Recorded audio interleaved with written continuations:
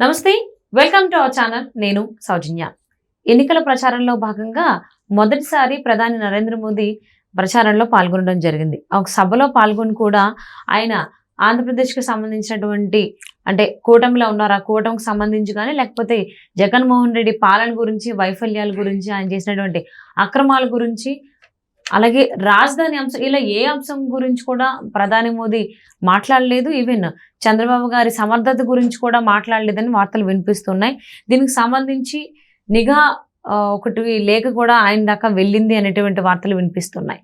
మరి ఈ అంశానికి సంబంధించి మనతో మాట్లాడడానికి, వారి విశ్లేషణని మనతో పంచుకోవడానికి ఈరోజు మనతో పాటు ఉన్నారు సీనియర్ పొలిటికల్ అనలిస్ట్ అంకమరావు గారు ఉన్నారు. వారితో మాట్లాడదాం. నమస్తే అండి. నమస్తే అండి. ప్రధాని నరేంద్ర మోదీ ప్రచారంలోకి వస్తున్నారు అని అంటే కొన్ని ఎక్స్పెక్టేషన్స్ పెట్టుకున్నారు.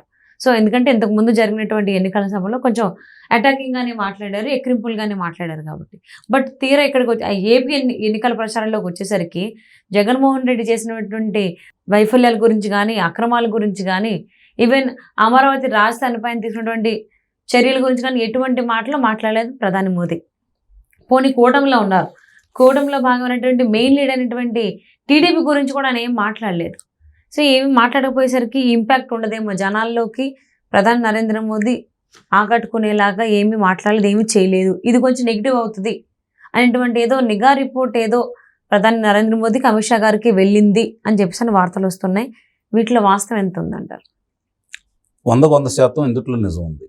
ప్రజలు చాలా అంటే ప్రధానమంత్రి గారితో సంబంధం లేకుండానే ఈ సభ ఏర్పాటు చేయడం జరిగింది. కాబట్టి ఈ సభకి ప్రధానమంత్రి గారు తర్వాత వచ్చి కలిశారు. ముందుగా అనుకున్నది ఎప్పుడో నిర్ణయించుకున్నది ఇక్కడ ప్రధానమంత్రి గారు సంబంధం లేకుండానే తెలుగుదేశం పార్టీ, జనసేన, పవన్ కళ్యాణ్ గారు, చంద్రబాబు నాయుడు గారు కలిసి పాల్గొనే విధంగా అక్కడ అనుమతి కోరుతూ మొట్టమొదటి దాన్ని దరఖాస్తు చేసుకున్నారు. ఆ తర్వాత వాహనాలను అడిగారు, ఇవ్వలేదు. ప్రధానమంత్రి గారితో భారతీయ జనతా పార్టీతో కలిశారు అనగానే తర్వాత ప్రధానమంత్రి గారు వస్తున్నారు అనగానే వాళ్ళే అనుమతి ఇవ్వడం కూడా జరిగింది. ఎన్ని కావాలని అడిగారు, అవకాశం కలగజేశారు. వచ్చిన తర్వాత ప్రధానమంత్రి గారు వస్తున్నారు కాబట్టి ఆంధ్ర రాష్ట్రంలో జరుగుతున్న విధ్వంసాలకు సంబంధించి, అవినీతి గురించి, పక్క రాష్ట్రాలు చూసుకుంటా ఉంటే ఆయన వాగ్దాటి ఎలా ఉంటుంది, వాళ్ళ మీద ఎలాంటి వాళ్ళ అవినీతుల గురించి ఎలా మాట్లాడతారు, ఎలా ఎదురుదాడి చేస్తారో ఇంతకుముందు చూసాం అన్ని సభలు, సమావేశాల్లో. ఇప్పటివరకు నాకు తెలిసినంత వరకు ప్రధాని మోడీ గారు అంతకు ముందు కావచ్చు, ప్రధాని కాకముందు కావచ్చు, ప్రధాని అయిన తర్వాత కావచ్చు, ఆయన పాల్గొన్న సభల్లో ఇంత సప్పగా ప్రసంగించిన సభ కూడా ఇదే. అందుట్లో ఎలాంటి సందేహం కూడా ఏం లేదు. చాలామంది చాలా ఆశలతో వచ్చారు. అమరావతి గురించి ఏం మాట్లాడతారు, పోలవరం గురించి ఏం మాట్లాడతారు, రాష్ట్రంలో జరుగుతున్న దౌర్జన్యాల గురించి ఏం మాట్లాడతారు, రాష్ట్రంలో జరిగిన హత్యల గురించి ఏం మాట్లాడతారు, దోపిడీ గురించి ఏం మాట్లాడతారు, వీటన్నిటికీ ఆయన అట్లాగే ఇప్పుడున్న ఈ కలయిక మళ్ళీ ఎందుకు కలవాల్సి వచ్చింది, ఈ రాష్ట్రానికి ఏం చేయబోతున్నాం, ప్రజలకు మేలు చేయడం కోసం కొత్త కొత్త ఏ పథకాలు ప్రవేశపెట్టుకోబోతున్నాం, వీటన్నిటి గురించి కనీసం ఇందుట్లో కొన్నైనా సరే అంశాలు ఆయన లేవనెత్తుతారని, ప్రజలకి వివరంగా చెప్తారని చెప్పని చాలామంది ఆశించారు. చాలామంది వచ్చిన వాళ్ళందరూ కూడా ఆశించిన మాట వస్తుంది. కానీ అక్కడ జరిగింది వేరు, ఆయన మాట్లాడింది కూడా వేరు. నాకు అర్థం కాకుండా ఏంటంటే ఆయనతో పాటు నాయకుల ప్రసంగాలు కూడా నన్ను ఆకట్టుకోలేదు. నాయకుల ప్రసంగాలు కూడా సప్పగానే సాగింది. సభ నిర్వహణే కొంచెం ఇబ్బందికరమని అనిపించింది. అంటే అది తెలుగుదేశం పార్టీ వాళ్ళ చేతుల్లో లేదేమో అని కూడా నాకు అనిపించింది. ఓకే, అక్కడ మామూలుగా మాట్లాడిన వ్యక్తులు చూసుకున్నా కూడా కొంతమందిని చూసుకుంటా ఉంటే వాళ్ళ చేత మాట్లాడించినప్పుడే సభకు వచ్చిన వాళ్ళలో చాలామందికి కూడా ఒక రకమైన ఏవగింపు కలిగింది. ఏవగింపే కలిగింది కొంతమంది మాట్లాడుతూ ఉంటే. ఎందుకలా? గతంలో వాళ్ళు ప్రవర్తించిన తీరు, రాష్ట్రం మీద వాళ్ళు విషం కక్కిన తీరు చూసిన తర్వాత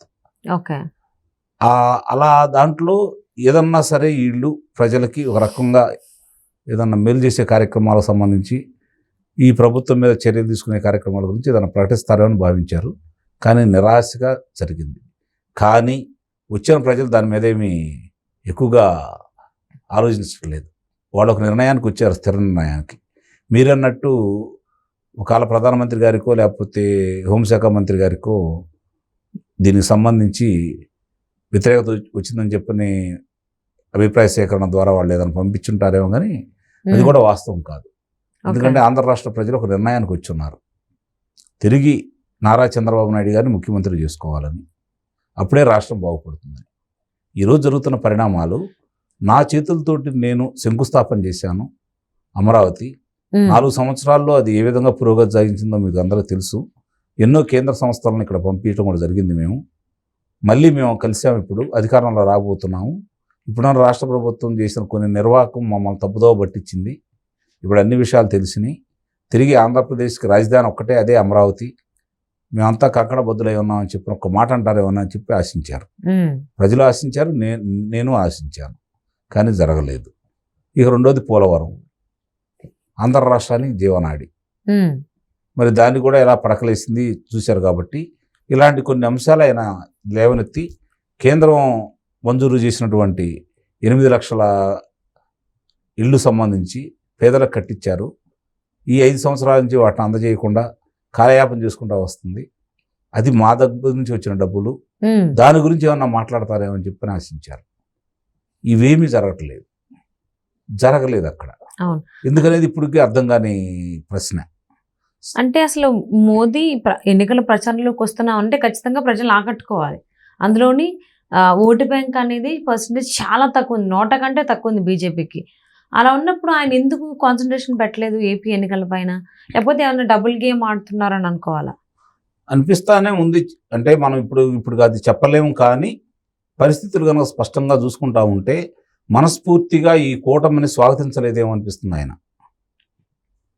ఈ కూటమి కలయికని ఆయన మనస్ఫూర్తిగా ఆస్వాదించట్లేదు, స్వాగతించలేదని అయితే అనిపిస్తుంది. ఎందుకంటే ఆయన ప్రసంగం అంత సప్పగా సాగితే అర్థం కాకుండా ఉంది నాకైతే మాత్రం. రెండవది, అక్కడికి వచ్చిన వాళ్ళు చాలా మందితోటి కూడా నేను మాట్లాడాను. వాళ్ళందరి అభిప్రాయం కూడా చాలా విరుద్ధంగా ఉంది. ప్రధానమంత్రి గారు మాట్లాడిన తీరుకి చాలా మంది కూడా మనస్తాపం చెందారు, ఎన్నో ఆశలు అనుకున్నారు. కాబట్టి వాళ్ళందరూ చివరిగా నాకు చెప్పింది ఏంటంటే, ఈయన ఎన్ని చెప్పినా సరే ఈయనతో మనకు పనే ఉంది, ఆంధ్ర రాష్ట్రం ఇట్లాగా మళ్ళీ బాగుపడాలి అంటే చంద్రబాబు నాయుడు గారు, ఆయన గురించి వచ్చాము, ఆయనకు అండగా ఉండే పవన్ కళ్యాణ్ గారు, వాళ్ళిద్దరి గురించి రావడం కూడా జరిగింది. కాబట్టి వీళ్ళెన్ని ఏం చేసినా కూడా మేమందరం కూడా ఈరోజు తిరిగి గతంలో జరిగిన పొరపాట్లు మళ్ళీ జరగనీయకూడదని చెప్పని అందరూ భావిస్తున్నారని మాత్రం కూడా అర్థమైపోయింది. ఓకే. సో అంటే మోదీ గారు ఎన్ని ప్రచార సభల్లో పాల్గొని ఎంత చప్పగా మాట్లాడినా ప్రజలు అంటే ముఖ్యంగా ఆంధ్ర ప్రజలు మాత్రం ఓకే, ఇది కాదు మనకు కావాల్సింది ఎవరేంటో తెలిసినప్పుడు ఎవరిని ఇన్ఫ్లుయెన్స్ చేయడానికి మాటలు మాట్లాడినా పెద్దగా పట్టించుకోరంటారు. నిస్సందేహంగా వీళ్ళ ప్రభావం కానీ, వీళ్ళు అలా మామూలుగా సహజంగానే చాలా మంది కూడా ఈ కలయిక గురించి భయపడ్డారు మొట్టమొదట, వ్యతిరేకత వస్తుందని చెప్పని. కాకపోతే ప్రజలు ఆస్వాదించారు, ఆమోదించారు. కానీ ప్రధానమంత్రి గారు ఇలా మాట్లాడటం మాత్రం వాళ్ళకి నచ్చలేదు. చూడాలి ఈ కలయిక ఎలా ఉంటుంది, ఈ కలయిక కలిసి దెబ్బతీస్తున్నారా, ఇంతకుముందు కలవకుండా దెబ్బతీశారు, కలిసి దెబ్బతీస్తున్నారా ఏంటనేది భవిష్యత్తు నిర్ణయించాలి. కానీ ప్రజలైతే మాత్రం ఒక నిర్ణయానికి వచ్చారు. ఈ ప్రభుత్వాన్ని జగన్మోహన్ రెడ్డి గారి మీద ఒక మాట అనలేదు. జగన్మోహన్ రెడ్డి గారి మీద ఇంకా ప్రేమ ఉంది ప్రధానమంత్రి గారికి. చంద్రబాబు నాయుడు గారు ముఖ్యమంత్రి కావాలనే కోరిక అయితే లేదనే భావన చాలా మంది వ్యక్తం చేశారు అక్కడ. ఓకే.